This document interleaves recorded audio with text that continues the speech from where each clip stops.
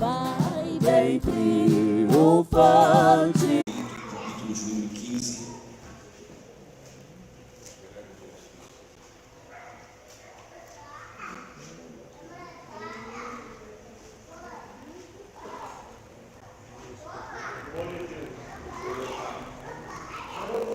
Versos de número 51 assim.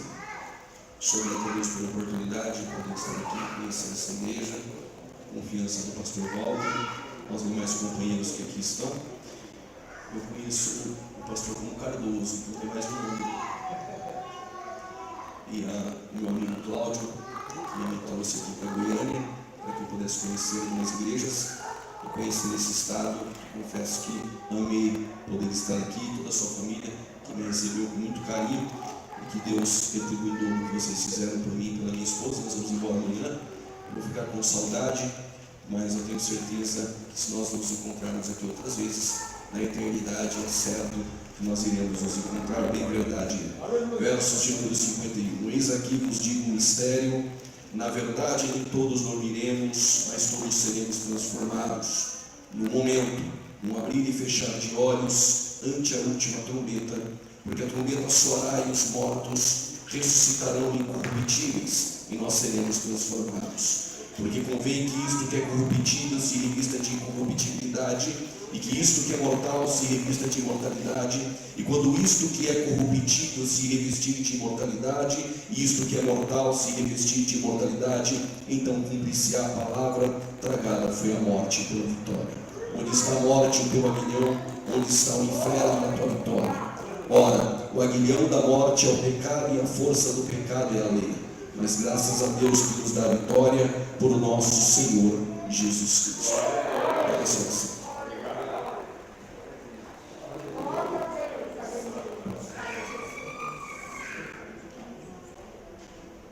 Eu vou falar de uma promessa que é certa, porque o homem ele tem liberdade em suas escolhas desde quando Deus criou o homem. Mas tem algumas coisas que Deus decretou e não todas. E um dos decretos de Deus é que Ele vai voltar para a sua igreja. Isso é certo e nós podemos ansiar e nossa alma anelar por isso. A volta de Jesus é tão certa que a cada 30 versículos do Novo Testamento, fala da volta de Jesus. Somente 4 cartas do Novo Testamento não falam da volta de Jesus. A saber, carta aos Gálatas, Filemão, 2ª e 3ª epístola de João. Nas demais, todas elas nos deixam a certeza de que um dia nós iremos morar na eternidade. Irei falar daquele que fez essa promessa para nós, mas antes ele precisava vencer a morte. A morte entra no mundo, como diz Paulo aos Romanos, no capítulo 5, versos 12. A morte passou a todos os homens por causa do pecado de um homem, e este homem é Adão. A partir deste momento, a morte tem o direito de poder matar o pecador. E quando o pecador ele morre, o ímpio ele está em um lugar de tormento, naquilo que nós chamamos de estado intermediário. Entre o lugar de tormento e o seio de Abraão, que ia até a cruz de Cristo, era o lugar onde a alma dos justos ficava, há um espaço ali naquele centro, naquele meio, que divide o seio de Abraão do lugar de tormento. Desde Adão até a cruz de Cristo, todos os que morreram pela fé no Antigo Testamento, aguardando a chegada de Cristo, e Hebreus vai dizer que eles não alcançaram a promessa, mas pela fé estão na galeria dela. Não alcançaram porque não viram, mas bem-aventurados que não viram, mas creram. Esses que morreram, eles estão no seio de Abraão até a cruz de Cristo. Ali no centro há um lugar chamado abismo, que em grego nós chamamos de rapax legamenon, ou seja, só aparece uma única vez na Bíblia, em 1 Pedro capítulo 2, versos 4. Esse termo significa tártaro, significa um grande abismo. Alguns demônios estão ali aprisionados. Quando você lê Apocalipse capítulo 9, o texto vai dizer que desce um ser do céu, com uma chave que é dada a este ser, e ele vai abrir o poço do abismo, e demônios irão sair dali semelhantes a gafanhotos, e suas picadas são como de escorpião para atormentar a terra. Entre eles, Abaddon Apolion, que Abaddon é em hebraico e Apolion em grego, mas fala de um anjo destruidor. Estes demônios estão ali aprisionados, não todos, porque Efésios capítulo 6, versículo de número 10 ao 12, vai dizer que os nossos inimigos espirituais, porque nossa guerra não é carne e sangue, eles estão nas regiões dos ares. A morte, então, ela reinou desde Adão até Moisés, mas ela percorre depois de Moisés pela lei e ela chega até a cruz de Cristo. A partir da cruz de Cristo, a morte perde o direito de levar o justo e o segurar, mesmo que no seio de Abraão, num lugar de regozijo. Este Cristo que irei trazer para vocês aqui agora, que é o nosso Senhor, ele um dia entrou numa região chamada Cesareia de Filipe. Interessante que havia uma profecia de Isaías 9, que um dia uma luz entraria naquela região entre Zebulon e entre Naftali. A luz que entraria naquela região era Cristo. Mas para os historiadores, eles entendem que há muitas montanhas, os raios solares não penetram naquela região, por isso ela é escura. Mas a profecia de Isaías, ela está dentro de uma esfera espiritual, uma região que havia muitos panteões, diversos deuses e divindades. Um dia uma luz entrou lá dentro. Que luz era essa? No primeiro, no segundo e no terceiro dia da criação do universo havia uma luz, mas o sol só foi criado no quarto dia.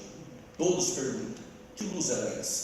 Apocalipse capítulo 21, verso 22 explica: a nova Jerusalém, que eu e você vamos habitar, ela não vai necessitar mais de sol, porque Jesus Cristo, o Cordeiro, ele é a candeia, é a luz que ilumina para todo o céu.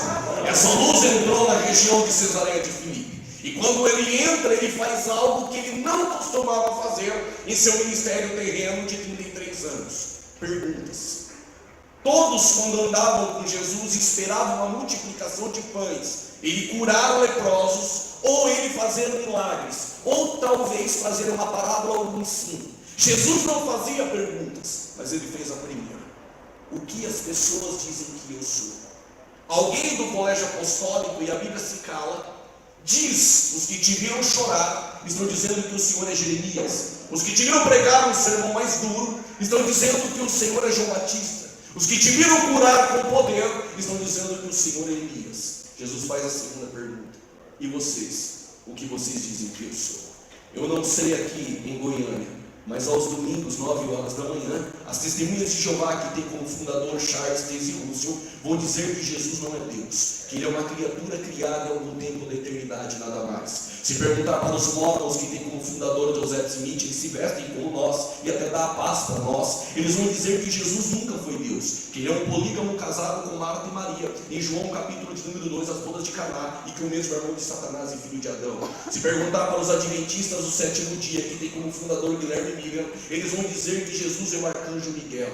Se vocês perguntar para o budismo, uma das maiores religiões que crescem nos Estados Unidos, em Hollywood, eles vão dizer que Jesus não é Deus, que ele é só um exemplo e um modelo de um homem a ser seguido, um historiador e nada mais. Mas se você perguntar para a maior religião que cresce no planeta, os muçulmanos, eles vão dizer que Jesus nunca foi Deus, ele é só um profeta do mesmo patamar de João Batista e do mesmo patamar de Elias. Mas se você pudesse caminhar há 2000 anos atrás e encontrasse em Samaria uma mulher sem um cântaro na mão, ela iria dizer: para eles eu não sei, mas para mim ele ainda é aquele que tem água da vida eterna. Se perguntar para Isaías, ele vai dizer: para mim ele é o conselheiro, é o Deus forte, é o Pai da eternidade, a raiz de Davi. Se perguntar para João Batista, ele vai dizer: para mim ele é o Cordeiro de Deus que tira o pecado do mundo. Se perguntar para Jó, no meio do caos, ele vai dizer: para mim ele é o Redentor que vive. Se tomar um café feito por Marta em Betânia, na casa de Lázaro, ele ia dizer: para mim ele é a ressurreição e a vida, e ainda que esteja morto viverá. Mas se perguntar para os assembleanos aqui em Goiânia, eu tenho certeza,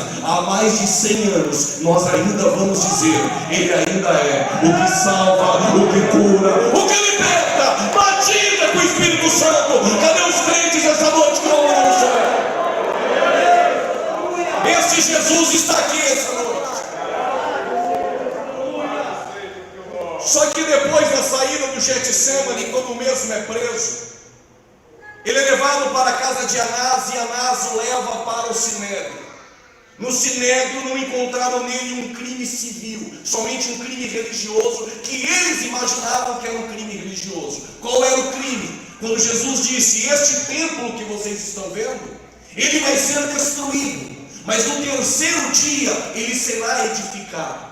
Mas ele não falava isso do templo dos judeus, ele falava isso do seu corpo. Entenda bem onde eu quero chegar. A glória de Deus, ela se manifestou por diversas vezes no período veterotestamentário. A glória de Deus invadiu no livro do Êxodo, no capítulo de número 40, o lugar santíssimo onde Bezalel construiu o tabernáculo. A mesma glória na inauguração do templo, ela, quando Salomão está junto com os músicos, com os levitas, com os sacerdotes, com todo o povo judeu, a glória de Deus iria descer, mas ainda ela não desce. E por que ela não desce? Porque é um músico já aposentado chamado Asaf. O mesmo está na janela da sua tenda olhando a prosperidade dos ímpios do lado de fora, e ele está com algumas indagações. E qual é a indagação? Por que os ímpios prosperam e eu não? Por que eu venho no culto todos os dias? Por que eu oferto? Por que eu dou dízimo? Por que eu santifico a minha vida? Mas parece que os ímpios prosperam. O texto vai dizer que o próprio Asaf, líder do coro levítico, onde havia Jedutum e Ramã, e qual era o louvor que eles cantavam? Sempre: o Senhor é bom e a tua benignidade ela dura para sempre. Mas o mesmo Asaf, ele não estava entendendo o que estava acontecendo com ele. Os ímpios prosperam, nós não. E tudo acontece com os ímpios, comigo não. Mas o texto vai dizer: até que Asaf entrou dentro do santuário, e dentro do santuário, do lado de dentro, ele pôde entender o fim dos ímpios, e pôde louvar a Deus dizendo: quem é como Deus? Quem é como o Senhor nos céus? Não há ninguém como Ele no céu, não há ninguém como Ele na terra, porque o Senhor é bom e a sua benignidade ainda dura para sempre. Mas o que Asaf viu do lado de dentro que ele não via do lado de fora? O problema é que nós olhamos para a janela do lado de fora, e o nosso encontro com Deus, a nossa resposta nunca estará lá fora, sempre estará do lado de dentro. O texto em Crônicas vai dizer que quando Asaf entrou dentro do santuário, estavam seus 4 filhos sentados com os instrumentos na mão. Coisa maravilhosa é você olhar para o lado de dentro. Talvez não tenha prosperidade do lado de dentro, talvez na sua casa não tenha o que você queria que tivesse, como tem na dos ímpios. Melhor coisa é você saber que os seus filhos estão do lado de dentro, em volta da mesa, tocando e glorificando a Deus. Lá estava com os instrumentos Matatias, José, Zacu e Azarela, os 4 filhos de Asaf, do lado de dentro tocando. Quando Asaf entrou para o lado de dentro, a glória desceu e encheu a casa. Os sacerdotes não conseguiram ficar de pé. Que glória é essa? É a mesma glória que foi embora quando o templo foi destruído. Observe, depois da destruição do templo, segundo a profecia de Jeremias, filho de Uquias, um sacerdote da terra de Aramote, o cativeiro do capítulo 25, versos de número 11, vai durar 70 anos. Quantos anos? Depois dos 70 anos, o povo voltou para reconstruir o templo. Ciro, o rei agora medo-persa, ele carimba o edito. E por que ele carimba? Há 200 anos antes dele nascer, o profeta Isaías se levantou e disse: um dia vai se levantar um ungido, chamado por Deus, o nome dele é Ciro, 200 anos antes dele nascer, e ele vai assinar o decreto, e vai fazer com que o povo volte para casa. Detalhe, Deus nunca enviou seu povo vazio para casa. O texto vai dizer que Ele deu os materiais, que Ele deu os utensílios. Deus não te manda para casa essa noite vazio, Ele te enche da tua glória e te leva daqui transbordando. Glória. 70 anos depois, Zorobabel vai reconstruir o templo. Só que os samaritanos embargaram a obra. Eles mandaram uma carta para Dário e impediram a reconstrução. O povo fez o que queria, foi reconstruir as suas casas. O povo não se preocupava mais com o templo do lado de dentro. O povo esqueceu da glória, 70 anos do cativeiro. Alguns nem voltaram do cativeiro, reconstruíram suas casas lá, como no livro de Esther. Esther ficou ainda na Babilônia. Mas o que é mais interessante nessa história é que quando o povo começou a se preocupar mais com seus caprichos e esquecendo da casa do Senhor, Deus sempre levanta um profeta. Ageu se levantou e disse no capítulo de número 1: ó povo meu, diz o Senhor, vocês se esqueceram do templo. Vocês colocam dinheiro no bolso, mas é um saquitel furado. Vocês plantam, mas o que vocês colhem não dá para vocês, porque vocês esqueceram da casa do Senhor. Vocês bebem, mas não saciam a alma, porque esqueceram da casa do Senhor. Você trabalha o dia todo, mas não prospera. Por quê? Esqueceu da casa do Senhor. Quando o povo olhou para Ageu e disse: o que nós vamos fazer? Capítulo 1, versos 8, Ageu levanta a tua voz com inspiração do Espírito e diz: assim diz o Senhor, subi ao monte, cortem madeira, detalhe, cortem madeira e edifiquem a minha casa. Há uma estranheza aqui.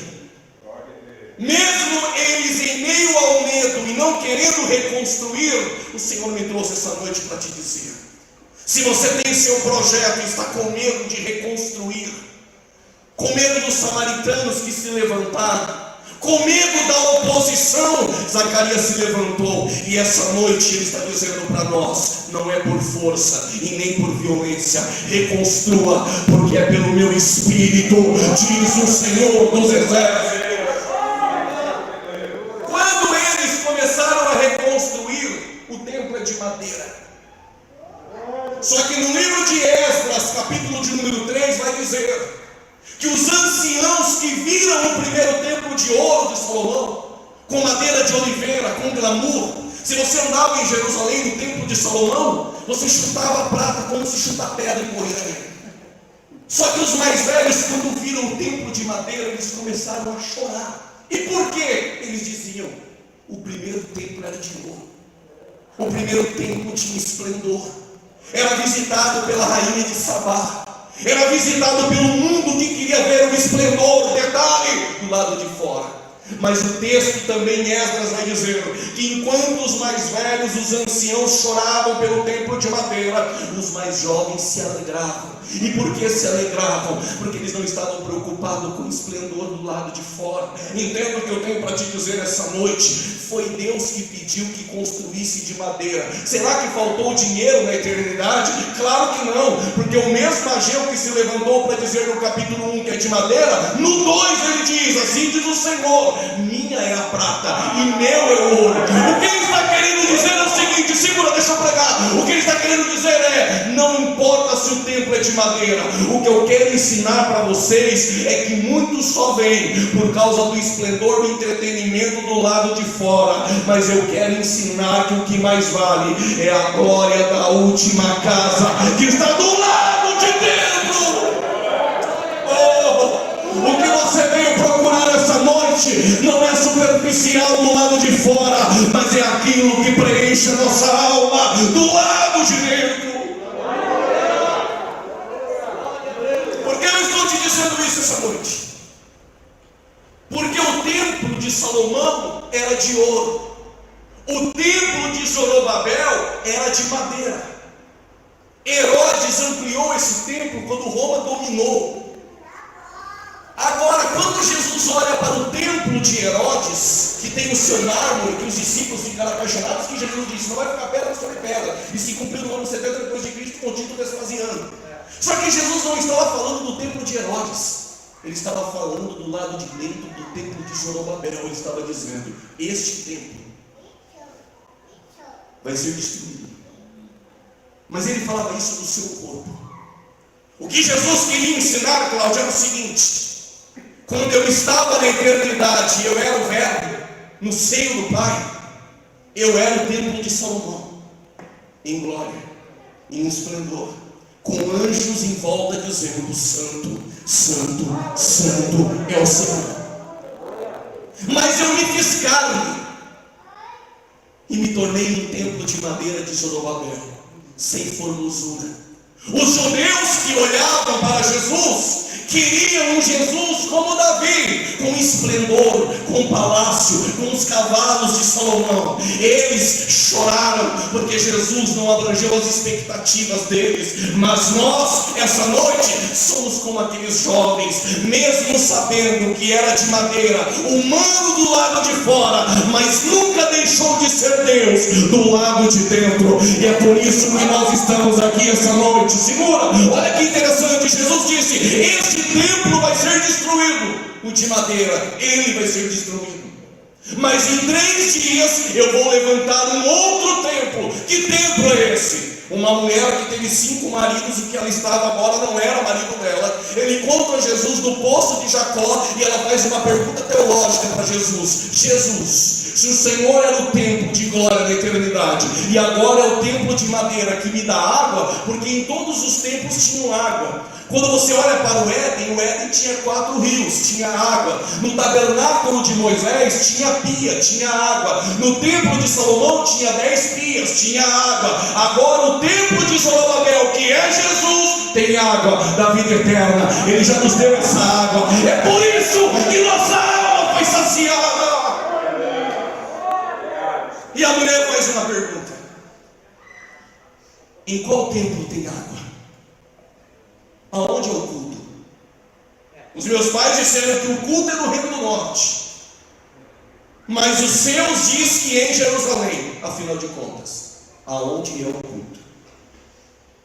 Jesus está dizendo para aquela mulher o seguinte: eu sou o templo e eu vou ser destruído, mas em 3 dias eu levantarei um outro templo. Qual templo? Este que está aqui hoje, sentado aqui adorando a Ele.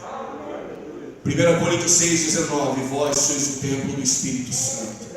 Aonde está a água? Dentro de você, para jorrar não só em Samaria, mas em Goiânia, e dizer que aquele que bebeu dessa água não voltará mais a ter sede.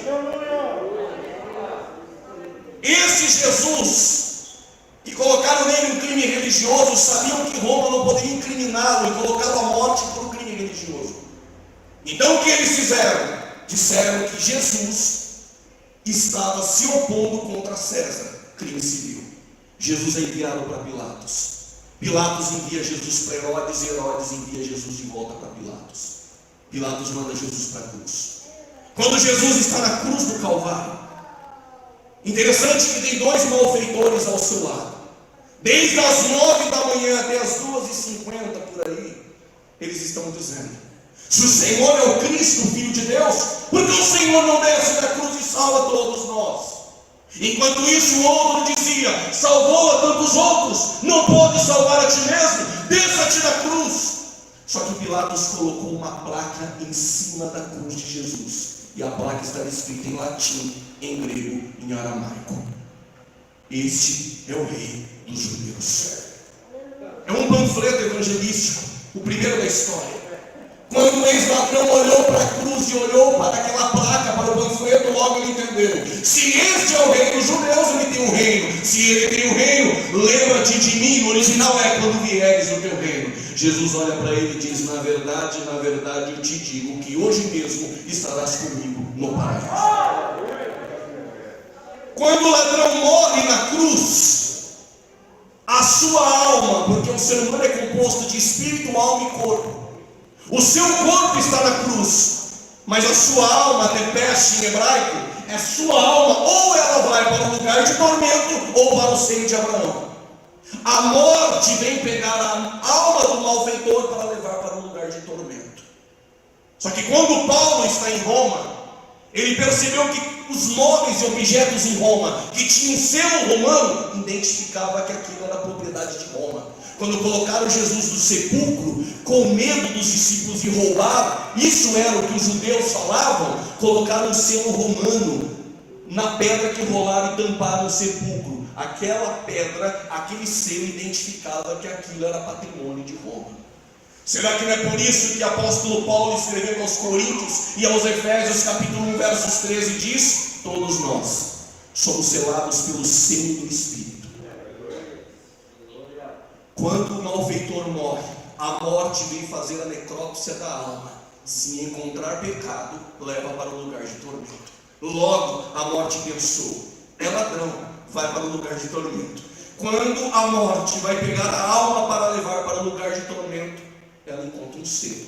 E o selo está dizendo: propriedade exclusiva de Jesus Cristo. Não toque, não toque, não toque. Só para quem tem o selo. Se você não tem, não precisa. Quem tem o selo, levanta a tua mão para cima. Só quem tem o selo pode levantar a tua mão para cima e encher a casa de glória. Você é selado pelo Espírito da verdade.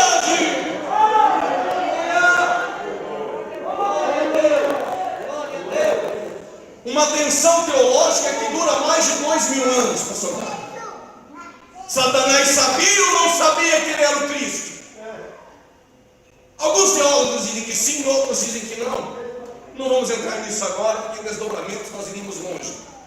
Só que quando Jesus ele diz: Pai, entrega a ti o meu espírito, o corpo de Jesus ficou na cruz, mas a alma coexistente e eterna vai descer nas partes baixas da terra, disse Pedro. Só que a morte também vem fazer a necrópsia. E é Pedro que em Atos 2 vai dizer que nele não encontrou corrupção. Corrupção é um verme chamado corrupto, que existe dentro de nós, é uma bactéria, que quando nós morremos, depois de alguns dias, ela começa a comer o nosso corpo. Pedro está dizendo que o pecado é a corrupção. E em Jesus a morte não encontrou nele pecado. É por isso que Pedro capítulo 2, versículo de número 21 diz: ele não conheceu o pecado. É por isso que João, na primeira carta, capítulo 1, verso 5, vai dizer: ele não teve pecado. É por isso que João 6,69 vai dizer: ele é o Santo de Deus. É por isso que Hebreus capítulo 4, versos 15 vai dizer: ele em tudo foi tentado à nossa semelhança, detalhe, mas sem pecado. 2 Coríntios capítulo 5, versos 21, disse Paulo: ele não cometeu pecado, nele não há corrupção. Mas a morte veio fazer a necrópsia.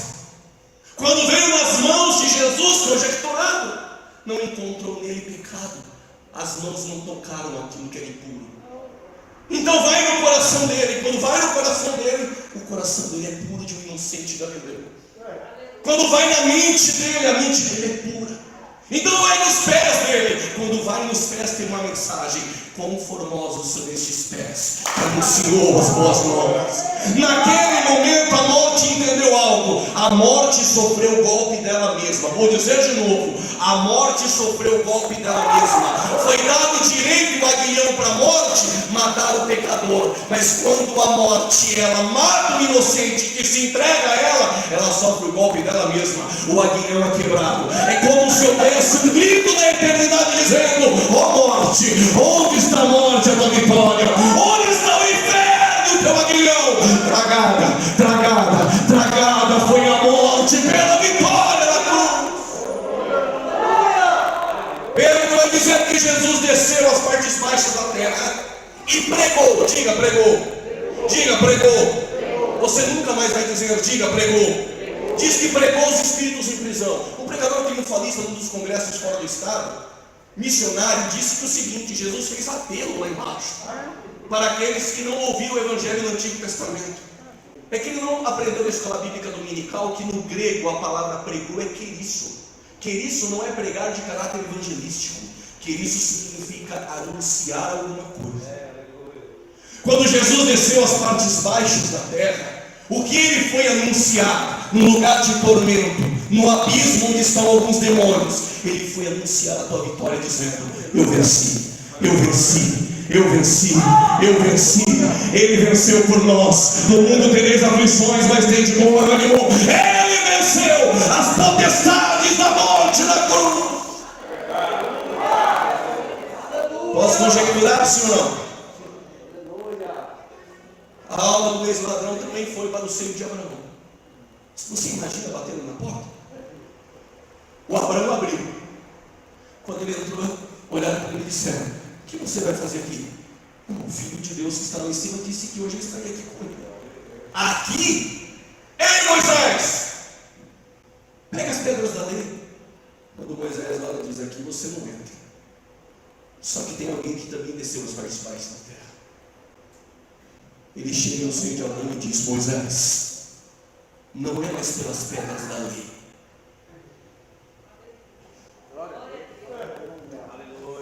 Pelo meu sangue. Pelo meu sangue há perdão. Se há perdão, o ex-ladrão vai entrar na eternidade. Se há perdão, o ex-adúltero vai entrar na eternidade. Se há perdão, o ex-mentiroso vai entrar na eternidade. Se há perdão, o ex-cachaceiro vai entrar na eternidade. Aonde abundou o pecado, superabundou a graça de Deus. O ex-ladrão vai inaugurar o paraíso. Isso é graça. Jesus pegou o seio de Abraão e levou para a eternidade.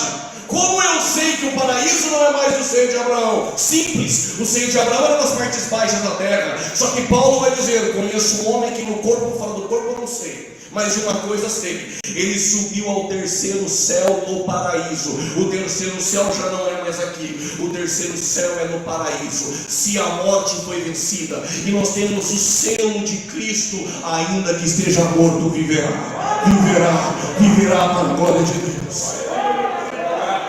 A morte sendo vencida, nós não podemos mais temê-la. É por isso que o apóstolo Paulo, na sua segunda prisão, porque a primeira foi a domicílio, recebia a visita. A segunda, ele está sozinho, Demas o abandonou.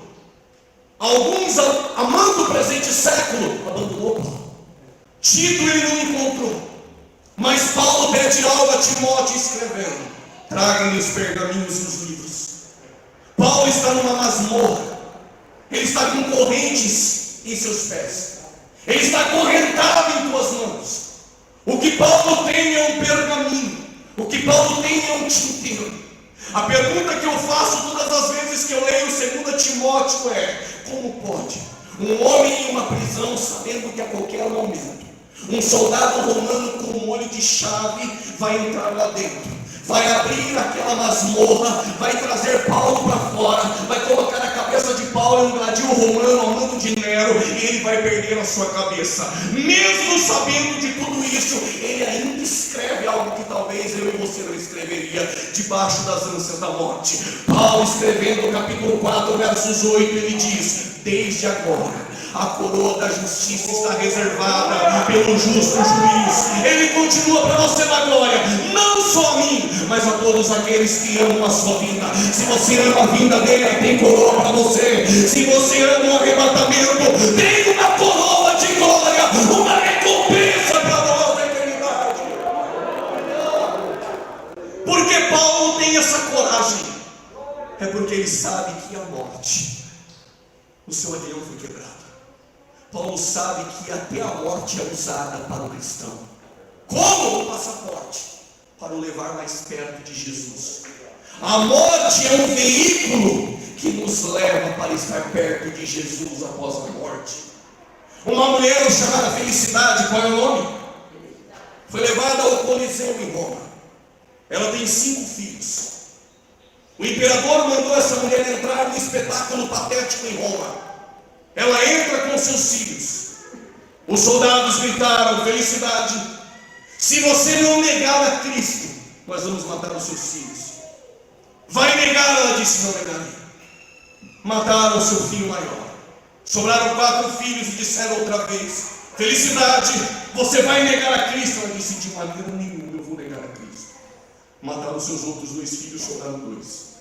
Enquanto isso, levaram o seu menor a um penhasco junto com outro menino e disseram: Felicidade, tu vai negar a Cristo? Ela disse: não vou negar.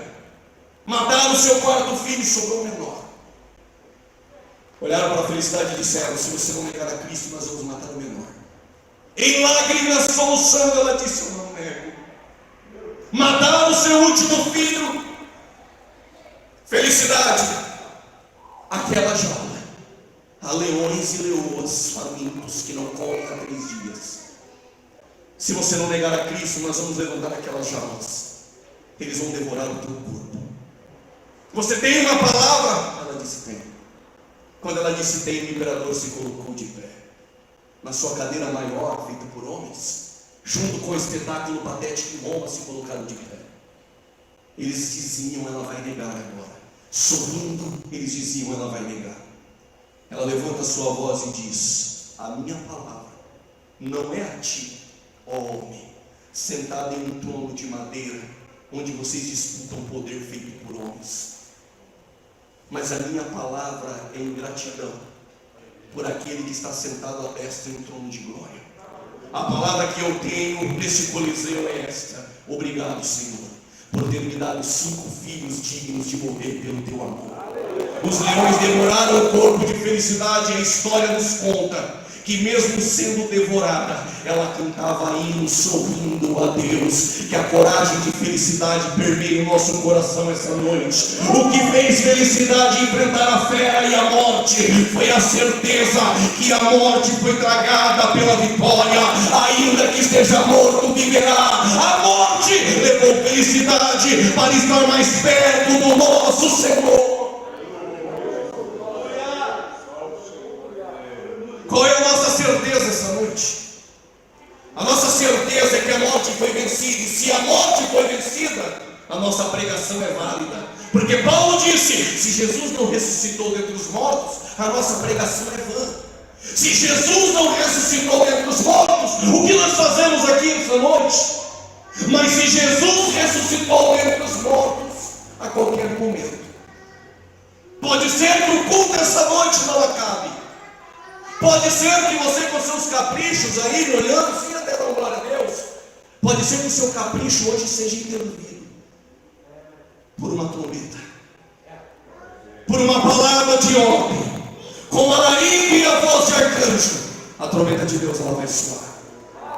E quando a trombeta de Deus soar, Paulo, ele diz aos Tessalonicenses, capítulo 4, versos 13: não quero, irmãos, que sejais ignorantes acerca dos que dormem, porque quando a trombeta de Deus soar, todos os mortos do Antigo e do Novo Testamento que estão em Cristo, aquele seu familiar que partiu e está com o Senhor neste momento na eternidade, aquele seu amigo que partiu em Cristo e que nós vamos chorar em seu velório, fique em paz. Paulo diz: os mortos ressuscitarão primeiro. E Paulo continua: e depois nós, e depois nós, e depois nós, e depois nós, e até você entender, e depois nós, e depois nós, os que ficarmos vivos, seremos arrebatados juntamente com Ele nos ares.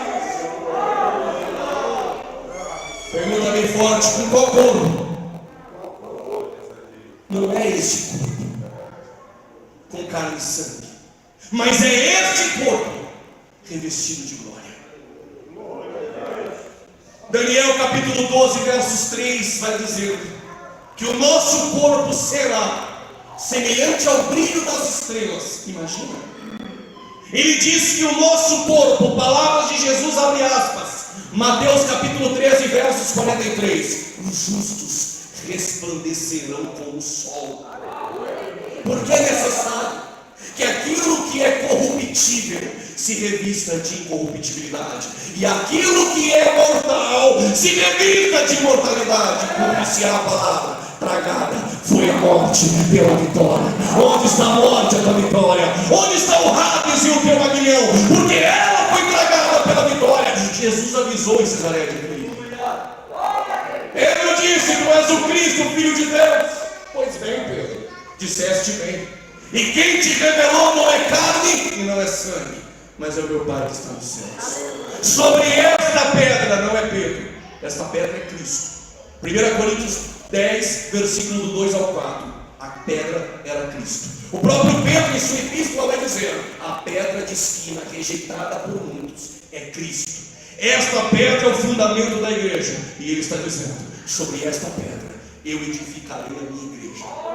E as portas no original não é inferno, as portas do Hades. O que ele está querendo dizer é o seguinte: as portas da morte não prevalecem contra a alma de um justo que está aqui essa noite. Eu tenho 3 minutos e eu encerro.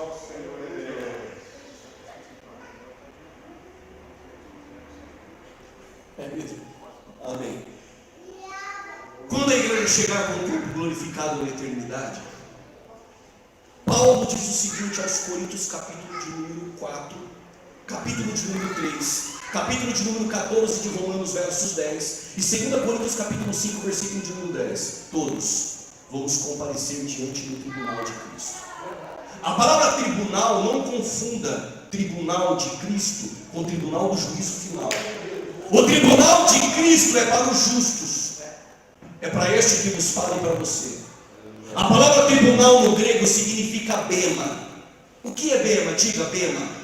Nos Jogos Olímpicos na Grécia e em Roma, quando o vencedor dos Jogos Olímpicos vencia, ele subia uma plataforma que se chamava bema.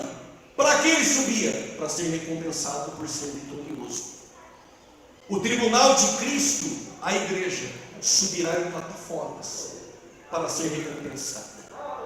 Só que em 1 Coríntios 3, Paulo vai dizer que a nossa obra será semelhante, uns de ouro, outros de prata, outros de pedras preciosas, outros de madeira, outros de feno e outros de palha. E todas as nossas obras, em uma analogia paulina, ele diz que vai passar pelo fogo. O fogo não é literal, são os olhos como chamas de fogo do Cristo glorificado, que penetra e conhece as obras de cada um. É por isso que quando Jesus, o remetente, escreve as igrejas da Ásia, Éfeso, Esmirna, Pérgamo, Tiatira, Sardes, Filadélfia e Laodiceia, todas elas têm um elogio, todas elas têm uma reprimenda, exceto Filadélfia e exceto Esmirna. Mas todas as 7 igrejas da Ásia têm esse texto dizendo: eu conheço as tuas obras. Quando um cristão morre no velório, sempre alguém diz: veio para esse mundo e nada vai levar. Mentira. Você guarda a tua fé e ela você leva. E você leva as tuas obras para apresentar diante daquele que vai te recompensar. O legado dessas obras fica para uma outra geração. É igual plantador de tâmara. A tâmara se planta em Israel para 100 anos depois colher. Tem gente plantando hoje que não vai ver a colheita. Plante, deixe legado, porque uma outra geração vai saber que você frutificou no reino de Deus. Aqui nessa igreja, em Goiânia, para a glória dele. Só que, qual é a obra de ouro? Ouro fala de glória. Prega para a glória de Deus, não por dinheiro, é galardoado. Limpa o chão da igreja para a glória de Deus, canta para a glória de Deus, é galardão. Serve a igreja para a glória de Deus, recebe. Mas se vir só para se aparecer, errou o caminho. Aqui na The Voice Brasil e Raul Gil, aqui a igreja do Cordeiro comprada com preço de sangue. Aqui quem aparece é Jesus, somente Ele é o centro da igreja. Fui pregar no congresso fora do estado, eu não vou dizer a igreja por ética. Contrataram uma cantora e pagaram 10 mil reais para ela cantar 3 músicas num domingo. Os adolescentes não tinham outro assunto, era só o nome da cantora. Não tinha outro assunto na cidade, era só o nome da cantora. Os cartazes, outdoors da cidade, o nome da cantora. Os grupos da mocidade, dos adolescentes, só o nome da cantora. Qual é o problema? O nome da cantora estava no centro. Só que aquele que anda no meio dos 7 castiçais é Cristo, Ele é o centro. Só que quando nós colocamos o pregador e o cantor no centro, Cristo vai para a porta e fica batendo, pedindo para entrar. O nome da cantora estava no centro. Domingo pela manhã acordamos no hotel. Ela tinha horário diferenciado. Quando me ligaram, perguntaram qual arma que eu queria no quarto. Com uma porcentagem nem eu sei o que é aquilo. Não, eu disse, não tem problema. Depois o irmão quer alguns frios no quarto. Eu disse, não, fica tranquilo. Não, é porque a cantora exigiu. Eu falei, o meu Cristo é o inocente galileu. Ele andou ali no Cafarnaum e tinha uma casa na beira da praia, mas ele não era rico não, isso é mentira. As periferias eram na frente da praia. O meu Jesus é simples, o seu Jesus é simples. 9 horas da manhã ela acordou, o esposo dela, empresário, ligou para o pastor presidente da igreja e disse: minha esposa acordou com o corpo febril, ela está rouca, quase não consegue falar. O pastor presidente contratou um enfermeiro padrão, foi até o local do hotel, consultou, medicou, ligou para o pastor presidente e disse o seguinte: com esses sintomas que ela está aqui, vai durar uns 3 dias. Ela é rouca, ela não vai conseguir cantar. O pastor presidente disse: tudo bem. A igreja estava lotada à noite. Diga por quê? Porque a cantora estava no centro.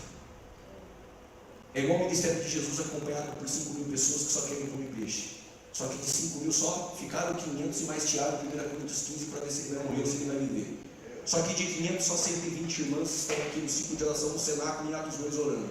Só que de 120 só 70 depois da escola bíblica dominical vão fazer o evangelismo na grande comissão. Só que dos 70 de Jesus só 12 andam com ele. Só que dos 12 só 11 tomou ceia porque Judas saiu para trair. Só que de 11 só 3, Pedro, João e Tiago foram para a casa de Jairo, para o monte da transfiguração e para o Getsemane. Só que dos 3 só João foi com ele até a cruz. Aí você me pergunta, por que só João viu ele com cabelos brancos como a neve, olhos como chamas de fogo? O seu vestido não foi confeccionado em Magdala, Damasco e Tiro, mas na eternidade. Os pés como ladrões reluzentes, ele dizendo: João, estou com o corpo glorificado, mas eu sou o mesmo, eu não mudei, eu sou o princípio e o fim, o alfa e o ômega. Quer ir onde ninguém foi, quer ver o que ninguém viu, quer sentir essa noite o que o outro não está sentindo? Vai com Jesus até o fim e coloca ele no centro da tua vida.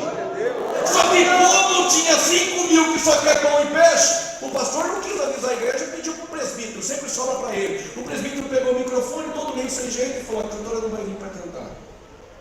Algumas pessoas fingiram que foi no banheiro e foram embora, mas os Joãos ficaram para ouvir a palavra. Cantaram mais de 70 louvores aquela noite, como sempre. Aí me passaram faltando uns 30 minutos para acabar, todo mundo cansado. Só que 10 minutos antes de me entregar o microfone, era para a cantora cantar, fazer o show dela. Me levaram os seus 10 mil reais de dízimo da igreja.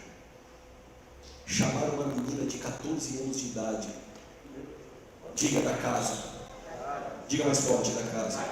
Quando o Paulo vai fazer uma fogueira em Malta, tem toras. Eu faço fogueira com tora, mas nunca pega. Eu entendi. Tora, o tempo estava muito frio, abaixo de 0,5 graus. A tora encharca de água, ela enxaga. Ela incha. Eu canto melhor, eu prego melhor, eu faço melhor. Se ele que prega eu não dou glória, só para não dizer que estou aprendendo alguma coisa. Quando ela canta, eu também não vou nem dar glória a Deus. Só quando eu canto que eu falo em línguas e acontece. É inchado, não acende. Paulo fez o quê? Pegou gravetos. Pequenos gravetos. Só que um graveto lá e o outro lá não pega. Quando ele ajunta os gravetos, acende a fogueira. Detalhe: avivamento, fogo, só ocorre quando ajunta-se gravetos e não toras. Quando ajuntou o graveto e pegou fogo, uma serpente pulou. Diga onde? No meio das toras. Quando o graveto se ajunta, revela os pecados que estão no meio das toras inchadas. Para reconstruir os muros em Jerusalém, Neemias não pediu para exportar pedras. Ele disse: vou usar essas pedras que estão aqui. Porque se ninguém dá glória a Deus essa noite, fique tranquilo, o pregador aqui não é movido a isso. Porque Jesus disse que até as pedras clamam. Neemias ajuntou as pedras que estavam na casa. São as pedras dessa casa que Jesus vai levantar esse ministério para fazer. Isso é profético, eu não vim para chutar no gol para ver se eu acerto. Assim diz o Senhor: Deus vai levantar dessa igreja pessoas para Ele honrar, levantar para honrar esse ministério e ser uma voz profética. Glória a Deus.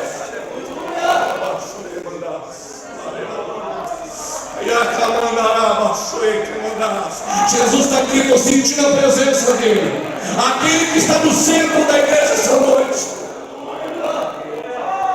Quando chamaram o adolescente para cantar, ela veio.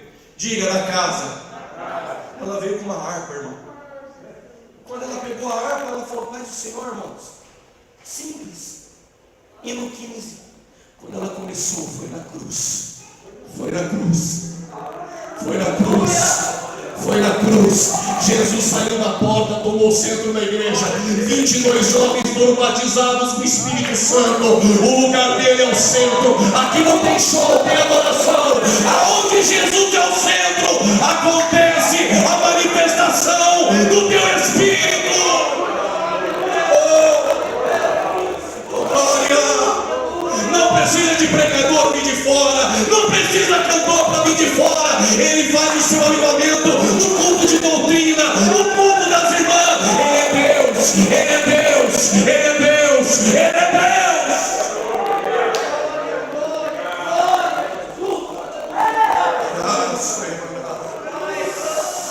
O Espírito Santo está dizendo no meu coração, eu vou dizer essa noite. Eu vou falar essa noite. Oh glória! Oh glória! Oh glória! O Espírito Santo preenche a minha alma para dizer: assim Assembleia de Deus não precisa mudar, não precisa de modismo, não precisa trazer cantores enfeitados, não precisa trazer cantores seculares. A Assembleia de Deus, com o hino da harpa, cruzou um centenário, dependendo de duas coisas: palavra de Deus e a presença do teu doce Espírito Santo. A Assembleia de Deus ainda é a mesma. Não remova marcos antigos. O Senhor estando no centro, vai acontecer, diz o Senhor. Glória. Se faz a obra para a glória de Deus, você tem galardão e recompensa. Aí Paulo vai dizer que tem obra de prata. Prata fala de resgate, aqueles que evangelizam no ônibus, na faculdade, na escola, como Filipe, que desceu de Jerusalém da comodidade ao deserto de Gaza por causa de um eunuco. Lá não tem congresso, Gaza está deserto, está precisando de você lá. Pregador, mas como assim? Eu te explico. Quando Jesus nasceu, quem adorou? Os anjos. Quando Jesus ficou 40 dias sem comer e sem beber no deserto, quem levou pão para ele? Os anjos. Quando Jesus está no Getsemane, quem foi consolar? Um anjo. Quando ele ressuscitou domingo pela manhã, quem disse para as Marias que ele não estava mais lá, que ele ressuscitou? Os anjos. Quando ele ficou 40 dias com os discípulos após a ressurreição, em Atos capítulo 1, versículo 9, 10 e 11, quando ele sobe assunto ao céu, quem disse? Para nós, galileus, este mesmo que vocês viram subir, ele voltará. Os anjos. Mas para pregar o evangelho não foi os anjos, ele chamou eu e você, rapaz. E pedras preciosas? Pedras preciosas é aquela irmã que não canta, aquele irmão que não canta, não prega, também não prega. Mas se precisar de uma assistência social na igreja, eu dou. Se alguém estiver passando uma dificuldade, ele faz e ninguém sabe. Isso é pedras preciosas, é Dorcas. Quando Dorcas ficou doente na igreja primitiva, em Atos 9, ninguém visitou Dorcas. Dorcas não canta. Dorcas não tem arroba. Dorcas não tem congresso. Ninguém tira foto com Dorcas. Dorcas ficou enferma, ninguém foi lá. O texto vai dizer que Dorcas morreu. O culto não foi o mesmo. As irmãs choravam e pegavam os vestidos que Dorcas fazia e dava para as irmãs, olhavam e choravam. Dorcas não vai morrer na igreja. Mesmo que não vejam você cozinhando, mesmo que não vejam quando o pregador está pregando, sai do culto, e aí filme, tira foto, Dorcas não é vista no culto. Mas Jesus não deixa suas Dorcas morrerem na igreja. Chamaram Pedro para itinerância, ele veio correndo porque colocaram o corpo de Dorca no cenáculo. Fizeram do cenáculo um funeral. Cenáculo era o lugar que Jesus cantou, que os discípulos oraram. Agora virou um funeral. O seu cenáculo não pode virar um funeral. Quando Pedro entrou lá dentro, ele aprendeu com Jesus na casa de Jairo. Tirou todo mundo para fora, dobrou o joelho. Quando os joelhos voltam a ser dobrados, o nosso cenário que nós fizemos nele um funeral, Deus vai colocar de pé coisas novas em nossa vida. Dorcas foi ressuscitada. Depois tem mais 3 horas de pessoas que não vão receber galardões. Como assim? E se eu ver um irmão recebendo, eu vou ficar com ciúmes? Não, se você ficar com ciúmes, você vai ficar aqui. Porque lá não tem esse sentimento. Lá com o corpo glorificado, nós vamos ser pleno como ele é. Só que Paulo continua e vai dizer que tem 3 materiais que passam pelo fogo: madeira, ferro e palha. O tempo já foi, outro dia eu te conto. Até porque se eu contar tudo isso, vocês não me chamam mais para voltar aqui para amanhã. E eu encerro aqui. Um bom samaritano, ele está passando. Tem um rapaz machucado. O levita sacerdote passou. Não vou contar essa história porque você já cansou de ouvir. Passaram de lá. O bom samaritano pegou aquele rapaz machucado e só ele faz isso. Coloca na cavalaria. Só que esse bom samaritano tem 3 coisas interessantes: azeite para curar feridas, água para saciar a sede. Só o sumo sacerdote carrega esses elementos. Quando ele pegou esse rapaz, ele levou uma estalagem. Aonde? Diga mais forte. E aí ele foi no hospedeiro na estalagem e disse, porque quando ele nasceu não tinha lugar na estalagem, mas ele ficou do lado de fora para nós estarmos na estalagem. E quando ele chegou na estalagem, ele falou para o hospedeiro: eu vou te dar 2 moedas. Se você gastar mais, pastor Walter, essas 2 moedas, ele disse, quando eu voltar eu te pago. Eles não entenderam, pastor Walter, eu vou explicar de novo. Jesus está dizendo: ele é o bom samaritano. cuida dos meus. Estou te dando 2 moedas. Se gastar mais gasolina, mais tempo, mais saúde, fica tranquilo. No tribunal de Cristo, quando eu voltar, eu pago essa dívida. Senhor, a eternidade não vai ficar devendo nada para você. A terra não tem recursos suficientes para quitar essa dívida, mas a eternidade vai quitar essa dívida e vai te honrar, vai te galardoar, vai te recompensar. Coloque-se de pé. Vocês estão aí? De vez em quando faz um barulhinho no culto mesmo de máscara, só para lembrar que nós somos a Assembleia de Deus. Com a permissão do pastor, eu quero orar. Entenda, não vim de Campinas para gritar e fazer barulho em igreja. E nem prometeu que Deus não falou. Eu podia gritar aqui essa noite, a gente pular, ir embora e voltar a ser quem nós éramos. Só o Evangelho suave em nosso coração transforma, edifica e fortalece. Por isso que essa igreja é sadia. Senhor Deus e Pai, em nome do Teu Filho Jesus, que nós mencionamos essa noite mais uma vez, o Senhor que é o centro dessa igreja, o Senhor que está com Tuas mãos sobre este lugar, em nome de Jesus, pelo Teu Espírito Santo, através da Tua misericórdia, reconhecemos a nossa dependência, reconhecemos as nossas limitações, reconhecemos as nossas fraquezas, mas eu te peço alguns pedidos, Senhor, essa noite. Cubra essa liderança dessa igreja debaixo da Tua glória, debaixo da Tua mão. Fortaleça e dê estratégia, Senhor, ao pastor Walter, a Tua família. Dê condições e fortaleça a vida do Teu servo. Dê direção ao Teu servo. Em nome de Jesus, continue sustentando com os fortes os obreiros dessa casa, os pastores, os presbíteros, os evangelistas dessa casa. Essa oração se estende aos membros, ao ciclo de oração, ao departamento infantil. Pai, abençoa, Senhor, a Tua igreja. Senhor, cresça, Senhor Jesus Cristo em nosso meio, e que nós venhamos a diminuir. Pai, abençoa famílias, traga cura, Senhor, essa noite, traga renovo a nossas vidas nessa noite, da planta do pé à cabeça, onde há uma enfermidade, venha ser curado agora, em nome de Jesus, em nome de Jesus, em nome de Jesus. Visita a nossa casa, visita os nossos, Senhor, visita as nossas particularidades. O Senhor sabe coisas ao nosso respeito que nem nós sabemos. Derrama, Senhor, a Tua unção, o Teu poder e a Tua glória sobre a vida dos irmãos que aqui estão, em nome de Jesus. Em nome de Jesus. Que Deus abençoe a sua vida. E foi um prazer estar aqui com vocês. Pastor Walter, muito obrigado. Eu não vou dizer para você comprar para me ajudar, porque eu não vendo livro para ser ajudado. Quem compra é quem é ajudado. Tem alguns livros ali fora, se você puder nos auxiliar no seu ministério, isso será muito bom. Bom, felizmente e infelizmente, este livro de escatologia bíblica, todos foram vendidos. Nesse tempo que eu fiquei aqui em Goiânia, ele tem 400 páginas, Deus está com essa oportunidade. Aqui eu falo para onde vai a alma dos justos, para onde vão as almas dos ímpios, Radas, Guiena, Tártaro. Neste livro também eu falo sobre o tribunal de Cristo, bodas do Cordeiro, o arrebatamento da igreja, 7 anos de tribulação. Eu falo sobre 7 selos, 7 trombetas, 7 taças, quem é a besta que sobe da terra, quem é a besta que sobe do mar, quem é tigre, serpente e dragão, quem são 144 mil, 2 testemunhas, não vou dizer aqui quem são, porque a Bíblia não fala. As 2 testemunhas, qual o ministério, o que eles vão fazer.